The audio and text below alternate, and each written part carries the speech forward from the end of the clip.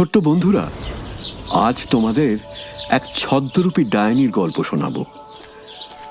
কুসুমপুর রাজ্যে বাস করত এক চাষি ও তার বউ। তাদের ছিল অষ্টাদশী এক কন্যা রুমকি আর ছোট ছেলে কমল। একদিন চাষি ও তার বউ মাঠে কাজ করছিল। হঠাৎ সেখানে একটা বাঘ এসে তাদের উপর হামলা করে। দুজনেই প্রাণ হারায়। মা বাবা মারা যাওয়ার পর রুমকি ও কমল অনাথ হয়ে পড়ল। ভাই বোনের মধ্যে রুমকি ছিল বড় আর কমল ছিল ছোট, তাই সংসারের দায়িত্ব দিদি রুমকিকেই নিতে হলো। এমনি একদিন রুমকি তার ভাই কমলকে সাথে নিয়ে কাজের খোঁজে বের হলো। দিদি, আর যে হাঁটতে পারছি না, আমার খুব তেষ্টা পেয়েছে, আমি জল খাবো। এখানে কোথায় জল পাবো বলতো? দাঁড়া ভাই, দেখি সামনে কোনো কুয়ো পাই কিনা।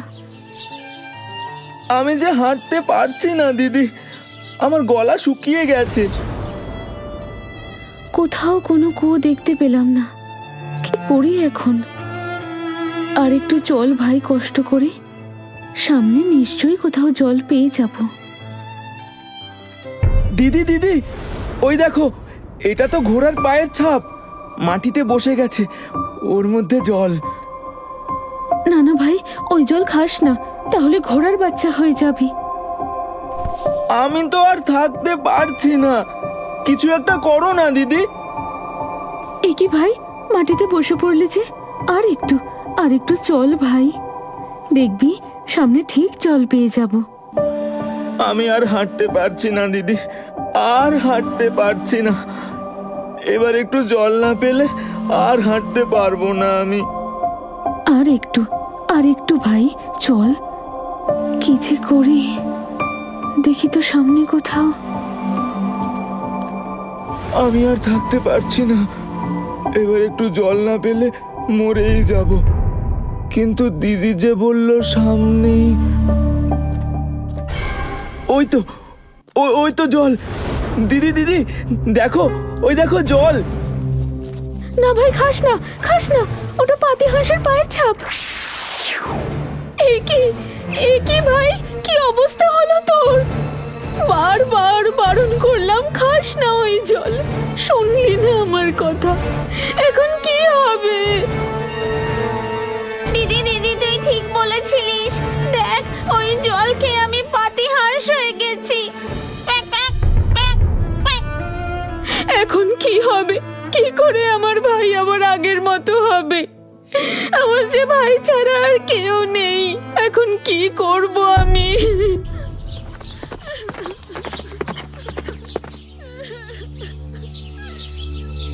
মনে হলো যেন কারোর কান্নার আওয়াজ শুনতে পেলাম, কিন্তু কে কাঁদছে? এটা তো একটা মেয়ের গলা। এই জনমানবহীন জায়গায় কোনো মেয়ে বিপদে পড়লো না তো?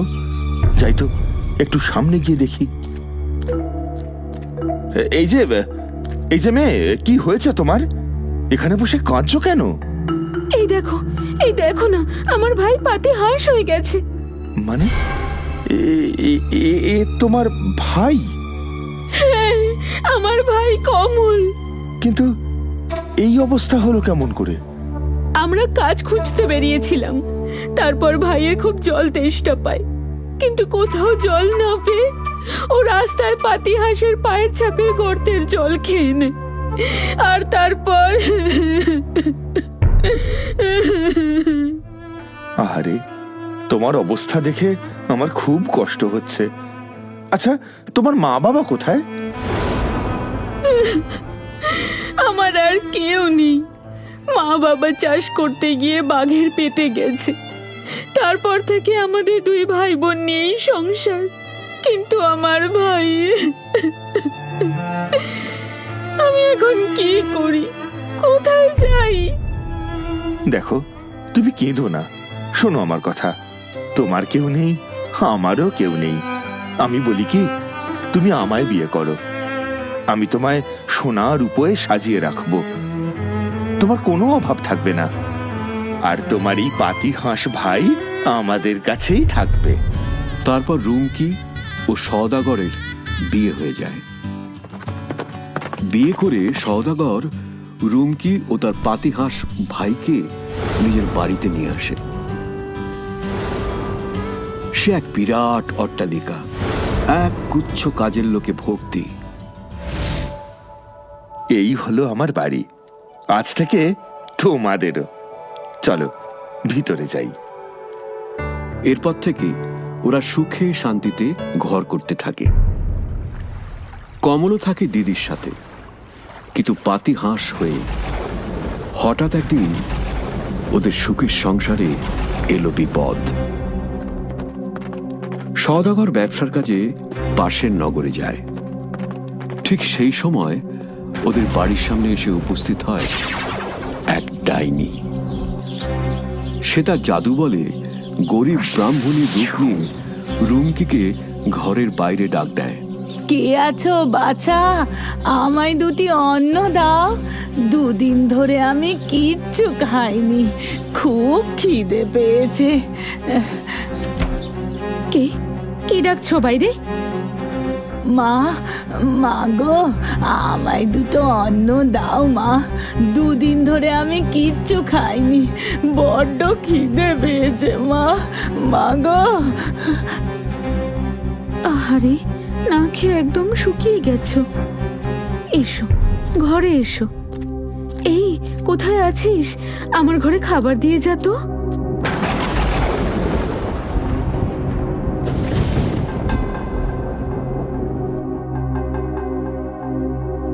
নাও বুড়িমা, পেট ভরে খাও। বাহ, কত খাবার! কতদিন এমন সুস্বাদু খাবার চোখে দেখিনি।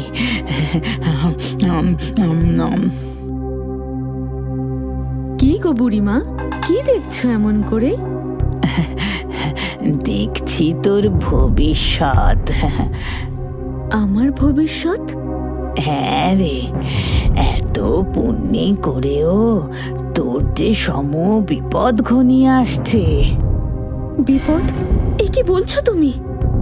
হ্যাঁ রে, তোর স্বামী তো ব্যবসার কাজে পাশের নগরে গেছে। সেখানেই তোর স্বামীর মৃত্যু হবে।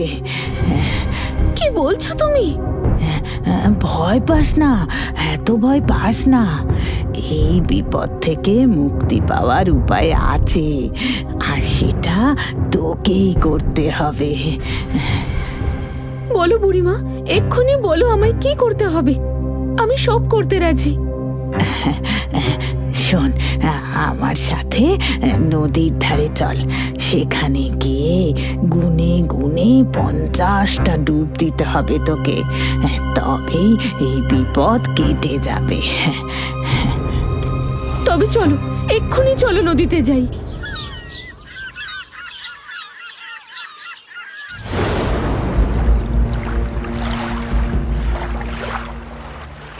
মনে আছে তো কি করতে হবে?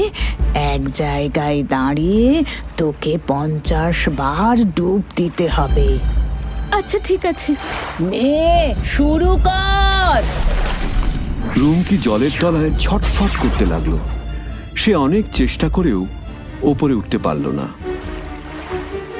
ওদিকে ডাইনি রুমকির রূপ নিয়ে সওদাগরের বাড়িতে থাকতে শুরু করলো।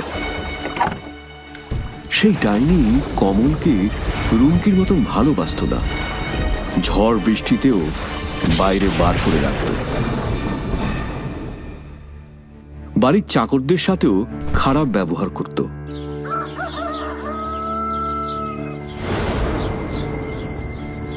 এমনই একদিন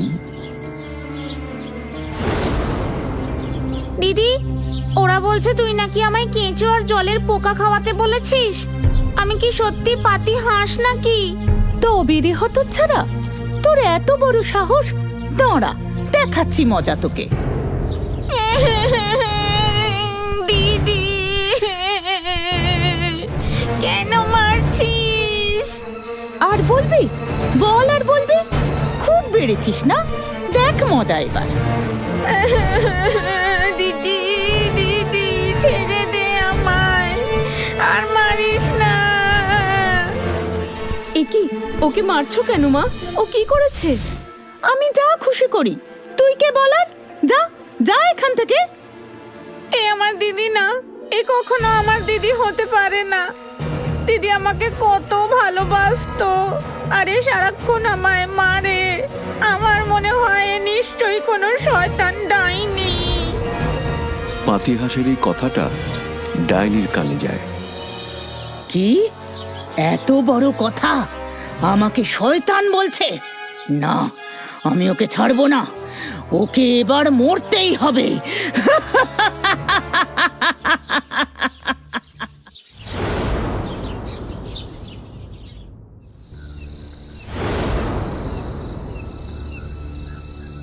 হ্যাঁ গো, শোনো না, বলো, কি বলবে? এই পাতিহাঁসটা কোনো কাজের না। শুধু শুধু এটাকে বাড়িতে রেখে কোনো লাভ নেই। তার থেকে বরং ভালো এটাকে মেরে ফেলি। সে কি কথা? ও যে তোমার ভাই। ধুর না, আসলে আমার কোনো ভাই ছিল না, তাই ওই পাতিহাঁসকে আমি ভাইয়ের মতো ভালোবাসতাম। ও, এই ব্যাপার। সে না হয় বুঝলাম, কিন্তু এখন কোনো কাজে লাগে না বলে একে মেরে ফেলার তো কোনো মানে হয় না। তার থেকে বরং যতদিন বাঁচে বাঁচুক না, বয়স হলে তো এমনিতেই মরে যাবে। ঠিক আছে, তুমি যা বলছো তাই হবে। এ যাত্রায় বাছা ধন, তুমি ছাড়া পেয়ে গেলে। তবে বেশি দিন বাঁচিয়ে রাখা ঠিক হবে না, না হলে আমি ধরা পড়ে যাব আর আমার সুখের দিন শেষ হয়ে যাবে। না না, যে কোনো উপায়ে ওকে মারতেই হবে। এ কি, এতটুকু দুধ দিয়েছো কেন? কি আর করব, তোমায় তো আগেই বলেছিলাম পাতিহাঁসটা বয়স বাড়ার সঙ্গে সঙ্গে ও খুব শয়তান হয়ে গেছে। ও আজ সব দুধ খেয়ে নিয়েছে। না, তুমি দেখছি ঠিকই বলেছিলে। এটাকে আর বাঁচিয়ে রেখে লাভ নেই। দাঁড়াও তো, কালই একটা ব্যবস্থা করছি।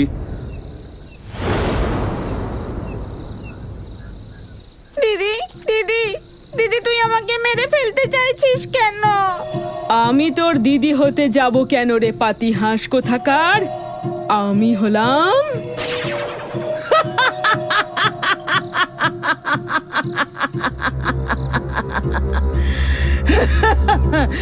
তোর দিদিকে তো আমি নদীর তলায় বন্দি করে ফেলেছি। তুমি কে? কেন আমার দিদিকে নদীর তলায় বন্দি করে রেখেছো? কারণ তোর মা বাবার জন্য আমি জীবনে অনেক কষ্ট ভোগ করেছি। ওরা অন্যায়ভাবে আমার একমাত্র শেষ সম্বল 1 বিঘা জমি আমার কাছ থেকে কেড়ে নিয়েছিল। অনাহারে রোগে ভোগে আমার মৃত্যু হয়। তারপরে আমি ডাইনি হয়ে যাই। আমার মা বাবা তোমার জমি কেড়ে নেয়নি। জমিদার বাবুই তোমার জমিটা আমার মা বাবাকে দিয়েছিলেন। কিন্তু তার জন্য তুমি আমাদের ভাই বোনকে কেন মারতে চাও? আমরা তো তোমার কোনো ক্ষতি করিনি। তোর বাবা মায়ের পাপের ফল তো তোদেরই ভোগ করতে হবে রে। প্রথমে আমি তোকে পাতিহাঁস বানিয়েছিলাম, তারপর তোর দিদিকে নদীতে ফেলে দিই। এখন তোকে আর বাঁচিয়ে রাখা যাবে না। কাল তোর জীবনের শেষ দিন। তারপর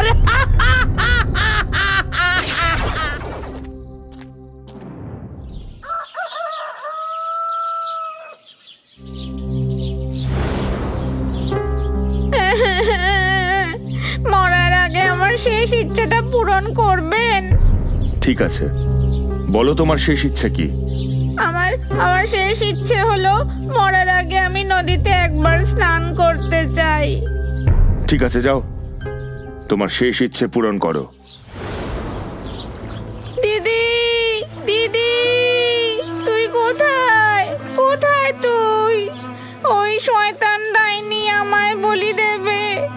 আমায় বাঁচা তুই, দিদি দিদি দিদি দিদি দিদি। ভাই, ভারী পাথরে দড়ি দিয়ে বাঁধা আমি। চেষ্টা করে উঠতে পারছি না রে।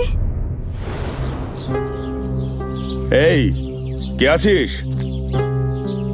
যা তো, দেখে আয় তো একবার নদীর ধারটা। পাতিহাঁসটা এখনো কেন এলো না? ঠিক আছে হুজুর, আমি এখনই যাচ্ছি। দিদি দিদি, ওই ডাইনি তোকে জলের তলায় বেঁধে রেখে তোর রূপ নিয়ে ওই সওদাগরের বাড়িতে রয়েছে। আমাকেও মারতে চাইছে। তুই ওঠ দিদি, তুই ওঠ, আমাকে বাঁচা। এ কি শুনলাম আমি? এক্ষুনি গিয়ে খবরটা দিতে হবে। এ কি বলছো তুমি? আমি ঠিকই বলেছি, আমার নিজের কানে শুনলাম হুজুর। ও, তাহলে এই ব্যাপার। ঠিক আছে, আমি এখনই লোকজন নিয়ে নদীর পাড়ে যাচ্ছি। তারপরে শয়তান ডাইনির ব্যবস্থা আমি করছি। এই, এক্ষুনি এটাকে বেঁধে রাখ, পালাতে যেন না পারে।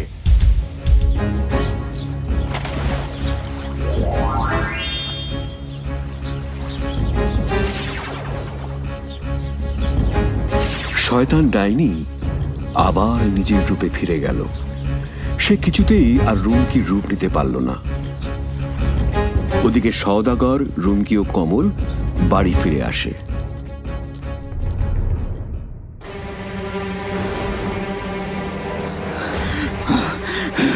আমায় ছেড়ে দাও। আমি আর কখনো কখনো কোনোদিন তোমাদের কোনো ক্ষতি করব না। ছেড়ে দাও আমায়, ছেড়ে দাও। হ্যাঁ, ছেড়ে তো দেব, তার আগে আমার ঘোড়ার সওয়ারি করে নাও। এরপর সওদাগর ডাইনিকে তার ঘোড়ার পায়ের সাথে বেঁধে ঘোড়া ছোটাতে শুরু করে। আর ওদিকে সওদাগর ও রুমকি ভাই কমলকে নিয়ে সুখে শান্তিতে বসবাস শুরু করে।